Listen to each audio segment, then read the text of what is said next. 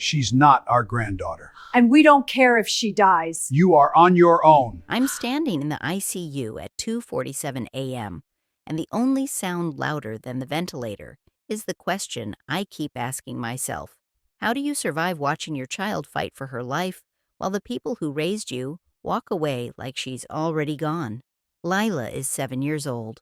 She has my eyes and her father's stubborn chin and a laugh that sounds like wind chimes.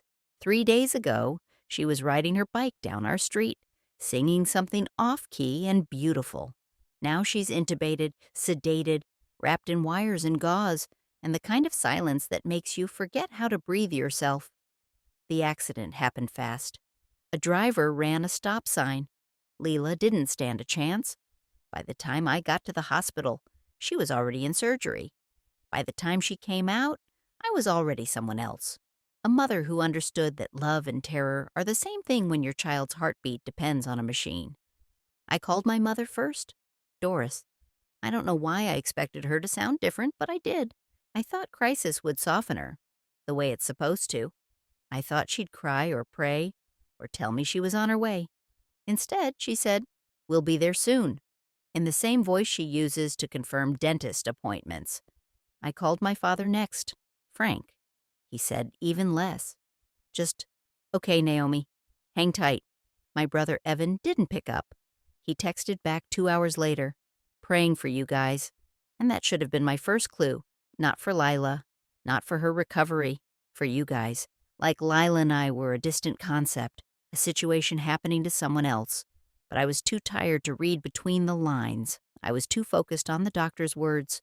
Critical but stable. Next 48 hours. We'll know more soon. To notice the coldness creeping in through the phone. They arrived the next morning. I saw them through the glass door of the ICU waiting room. Doris in her navy coat, the one she wears to church. Frank in his work boots, still dusty. Evan trailing behind, hands in his pockets, eyes on the floor. I stood up. I thought I'd hug them. I thought they'd hug me. But Doris walked past me, straight to the nurse's station. I heard her voice before I understood what she was saying. "Excuse me, we're here about the child in room 12. The nurse looked up, confused. Professional. "Are you family?" And Doris said, without hesitation, without even lowering her voice, "She's not our granddaughter." I don't remember what happened next. I mean, I do. I remember every second, but my brain has filed it under things that can't be real, things that didn't happen, things that will make sense later if you just wait long enough. The nurse blinked. "I'm sorry," Doris repeated herself, slower this time, like the nurse was the one who didn't understand. "She is not our granddaughter. We're not responsible for her care. We're here for our daughter. But the child, let her." She didn't finish. She didn't have to. Frank stood behind her, nodding, agreeing, supporting her. With his silence, Evan looked at me once, just once, and then he looked away. They turned and left. No goodbyes, no explanations, no glance through the glass at the little girl whose heart was still beating because a machine was doing it for her. They just walked out. And I stood there in the middle of the ICU, surrounded by beeping monitors and fluorescent lights and the faint smell of antiseptic. And I realized they didn't come to support me. They came to make sure I understood that Lila wasn't theirs to save. If you've ever been abandoned, you know it doesn't feel like anger at first. It feels like confusion, like maybe you misheard, maybe you misunderstood. Maybe if you replay it enough times, it'll make sense. I replayed it for hours, sitting in that plastic chair beside Lila's bed, holding her small hand. I replayed Doris's words over and over until they stopped sounding like words and started sounding like a sentencing. She's not our granddaughter, but she was. She is. Lila was born when I was 22. Her father, Marcus, left before she took her first breath. My family didn't approve of him. Didn't approve of me, really. But they showed up to the hospital. They held her. Doris even cried. For a while, I thought we'd move past it, past the judgment, past the disappointment. But I was wrong. Because the truth is, my family tolerated Lila. They tolerated me. And the second things got hard, the second it mattered, they didn't just step back, they erased her. I didn't cry that first day. I didn't have time. The doctors came in every few hours with updates. Lila's vitals were stable. Her brain activity was normal. The swelling was going down. Every piece of news was a small miracle, and I clung to them like evidence that this nightmare had an ending. But at night, when the nurses dimmed the lights and the hallway went quiet, I let myself feel it. The abandonment, the cruelty, the kind of rejection that doesn't come with explanations or apologies. They didn't call. They didn't text. They didn't ask how she was doing. And 2 days later, a nurse pulled me aside. Her name was Claudia. She had kind eyes and a firm handshake, and the kind of voice that made you trust her immediately. "Ms. Hale," she said quietly, "I need to let you know. Your family contacted administration. They've removed themselves from all emergency contact lists. They've also declined financial or legal responsibility for your daughter's care." I stared at her. What does that mean? It means they've formally distanced themselves. Legally. If something happens to you, they won't be notified. They won't be asked to make decisions. They've opted out. Opted out. Like she was a subscription service. Like her life was a burden they could simply cancel. Claudia's expression softened. "I'm so sorry. I thought you should know." I nodded. I didn't trust my voice. But inside something shifted. Because this wasn't shock. This wasn't grief, clouding their judgment. This was intentional. This was planned. And somewhere, beneath the exhaustion and fear, a new feeling started to grow. Not anger, not yet. Clarity. The only person who stayed was Micah. Micah Boone, my best friend since high school.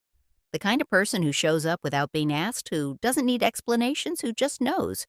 He walked into the ICU on day 3 carrying a duffel bag, a phone charger, and 3 cups of coffee. "One's for you," he said, setting them on the table. "One's for later, and one's for when you realize the first 2 weren't enough." I tried to smile, failed. He sat down beside me and didn't say anything, just sat there, present, solid. After a while, I told him what happened, what Doris said, what they did. Micah went very still, the kind of still that comes before thunder. "They said that?" His voice was quiet, dangerous. I nodded. "To a nurse, while Lila was in here, dying." "She's not dying," I whispered. "She's fighting." Micah looked at me, really looked at me, and then he said something I'll never forget. "You're allowed to be angry, Naomi." But I wasn't, not yet. I was too busy being a mother. I was too busy counting Lila's breaths, memorizing the rhythm of her heartbeat on the monitor, whispering promises into her unhearing ears. I didn't have room for anger. I only had room for her. On day 6, something strange happened. I was half asleep in the chair when a hospital administrator came in. She was young, efficient, holding a clipboard. "Ms. Hale, I need to confirm some paperwork with you." I blinked awake.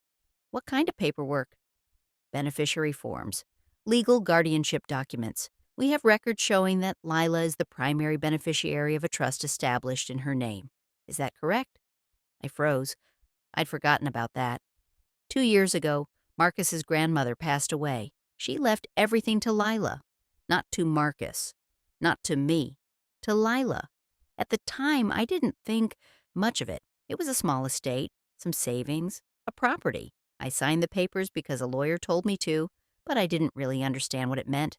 "Yes," I said slowly. "That's correct." The administrator nodded. "Just wanted to confirm. We'll need updated contact information for the trustee." She left, and I sat there, staring at the wall, as the pieces started to fall into place. Doris didn't just walk out because she disapproved of Lila. She walked out because she thought Lila wouldn't survive. And if Lila didn't survive, that trust would pass to me. And if it passed to me, they'd find a way to claim it. They weren't mourning. They were positioning. 1 week after the accident, Doris, Frank, and Evan walked back into the ICU. I saw them coming down the hallway. Doris in a different coat, Frank freshly shaved, Evan with the bouquet of grocery store flowers. They smiled. They hugged me. They asked how I was holding up. They didn't ask about Lila. Doris sat down across from me, folding her hands like we were at a coffee shop. Naomi, sweetheart, we need to talk about logistics. Logistics? Documents, accounts. You know, what she left behind. I blinked. She's not dead.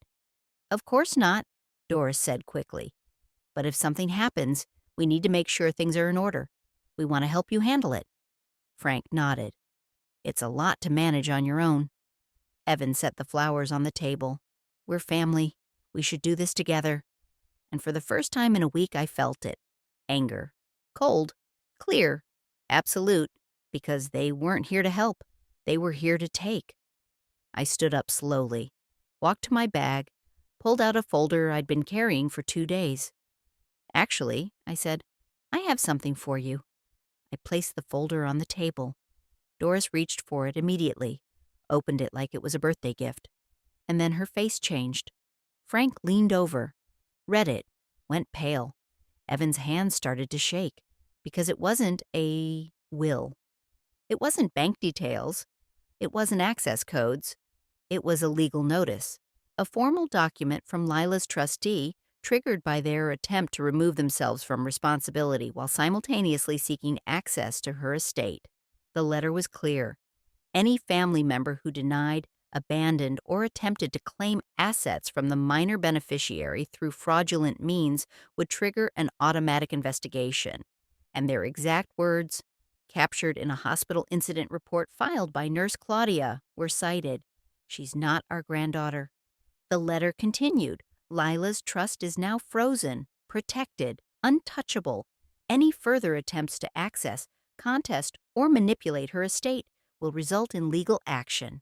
The consequences are binding, the evidence is documented, and the investigation has already begun. Doris tried to speak. Her mouth moved, but no sound came out. Frank pushed back from the table. This is a misunderstanding. No, I said quietly. It's not.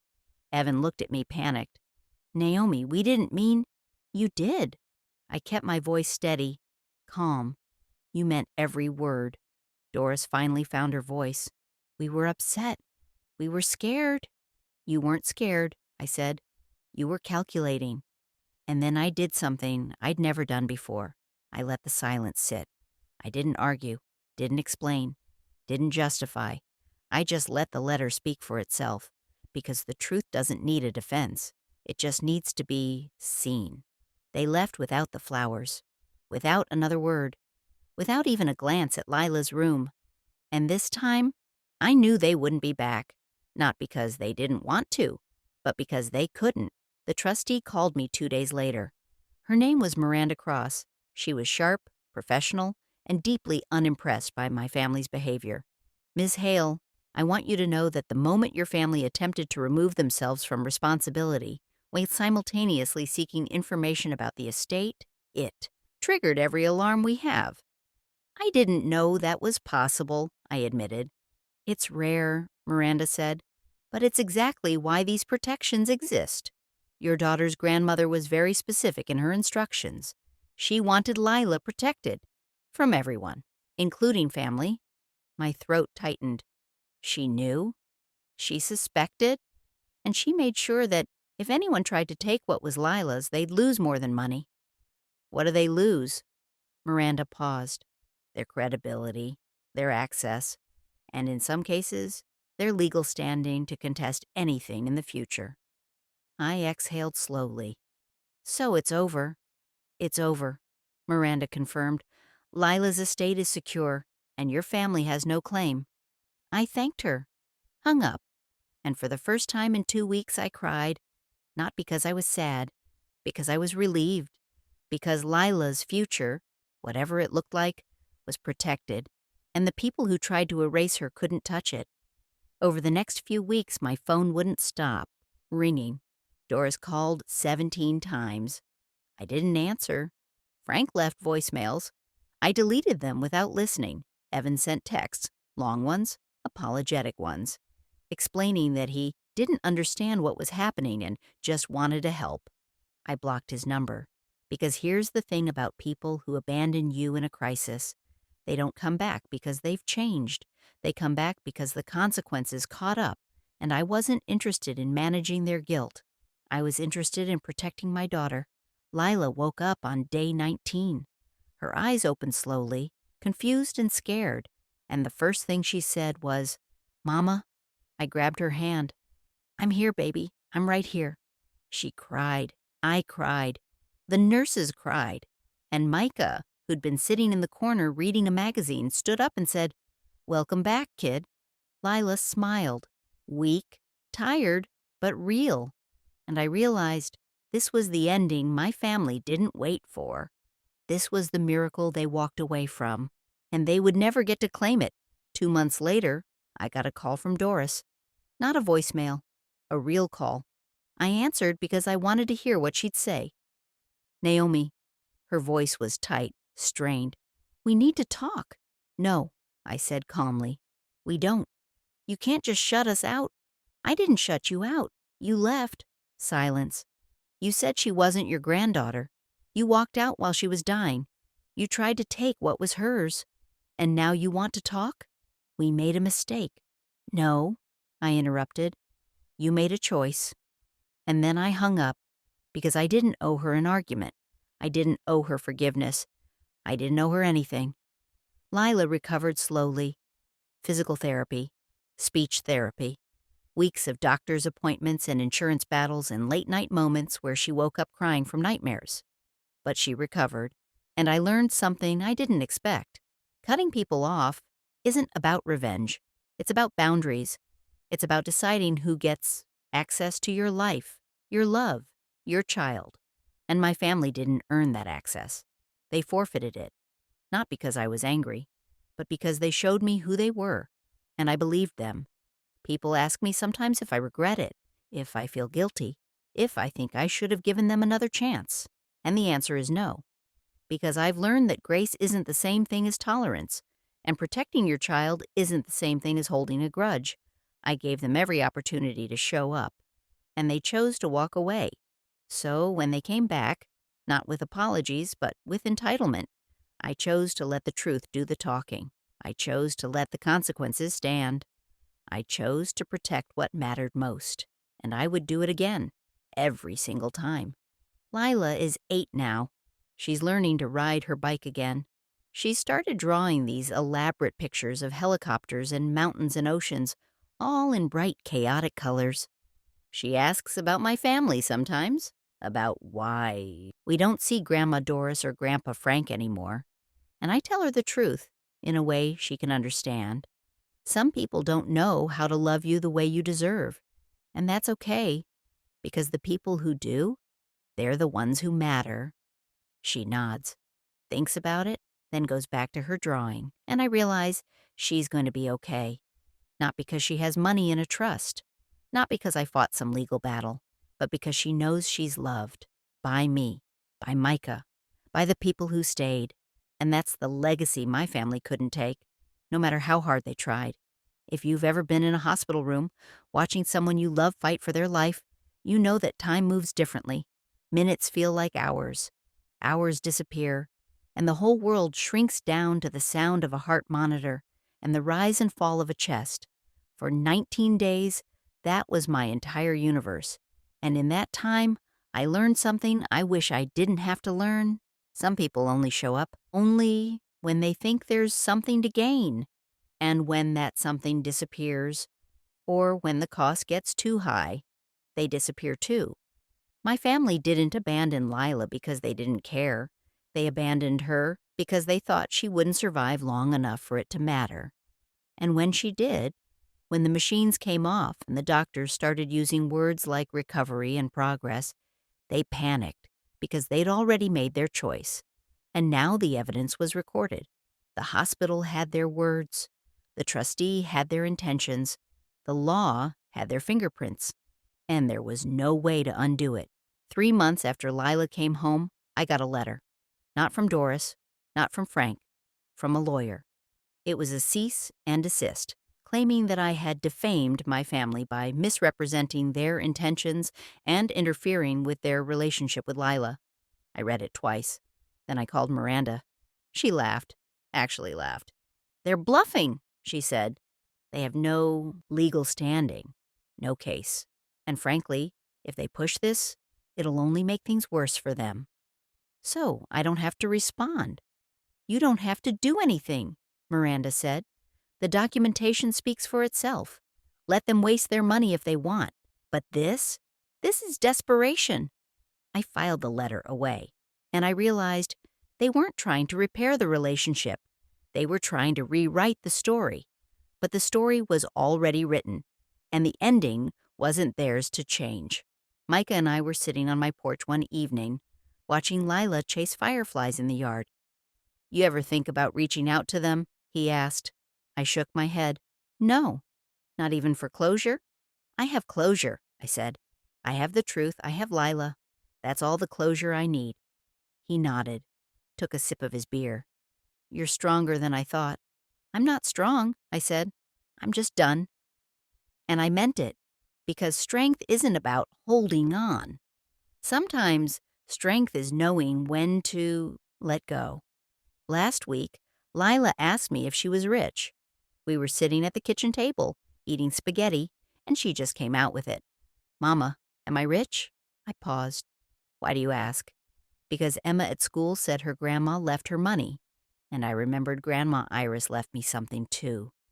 Grandma Iris, Marcus's grandmother, the woman who saw Lila once and decided she was worth protecting. "You have a trust," I said carefully. "It's money that's being saved for you. For college. For your future. Can I buy a horse?" I laughed. "Someday, maybe. But not yet." She thought about it. "Is that why Grandma Doris doesn't visit anymore? Because of the money?" My chest tightened. I could have lied. Could have said it was complicated. Could have told her she'd understand when she was older. But I didn't. "Grandma Doris made some choices," I said slowly. "Choices that hurt us. And I decided that we deserve people who choose us back. Does that make sense?" Lila nodded. "Like how you choose me." "Exactly like that." She smiled, went back to her spaghetti, and I realized she's going to grow up knowing her worth, not because of what she has, but because of who she is. And no one, not Doris, not Frank, not anyone, can take that from her. The final piece came 6 months later. Miranda called to let me know that the trust had been fully audited, restructured, and protected under a new set of legal frameworks. "Your daughter's assets are untouchable," she said, "even if someone contests it, even if they try to claim undue influence or procedural errors. There's nothing. It's airtight." "Thank you," I said. "I also want you to know," Miranda continued, "that your family attempted to hire their own attorney to challenge the trust. That attorney reviewed the documentation and declined the case." I exhaled. "Really?" "Really. Because the evidence is overwhelming, and frankly, no lawyer wants to take a case where the opposing party documented their own intent to abandon a minor in writing." I smiled, not because I was vindictive, but because justice, quiet and documented, had done exactly what I needed it to do. It held the line. People think revenge is loud, that it's screaming matches and courtroom drama and public confrontations. But sometimes revenge is just truth. It's letting the record speak, letting the consequences unfold, letting people face what they created without interference. I didn't destroy my family. They destroyed themselves. I just refused to clean up the mess. On Lila's 9th birthday, we had a small party. Just her, me, Micah, and a few friends from school. She blew out her candles and made a wish. Afterward, she hugged me tight and whispered, "I wish that we stay happy, Mama." I held her close. "We will, baby. We will." And I meant it. Because happiness isn't about who's in your life. It's about who you keep out. If you've ever been told you're too harsh, too cold, too unforgiving, I want you to know you're not. You're protecting yourself. You're honoring your boundaries. You're refusing to let people rewrite their cruelty as misunderstanding. And that's not revenge. That's dignity. I don't hate my family. I don't think about them much at all anymore, but I do think about Lila. I think about the woman she's going to become, the life she's going to build, the legacy she's going to inherit. Not just money, but the knowledge that she is worth fighting for. And I think about the lesson I taught her without ever saying a word, that love is a choice, and when people choose to walk away, you don't chase them. You let them go, and you protect what they tried to take, because in the end, the people who matter aren't the ones who show up when it's convenient. They're the ones who stay when it's hard, and those are the people worth keeping. The rest? Let the consequences teach them. You've already done your part.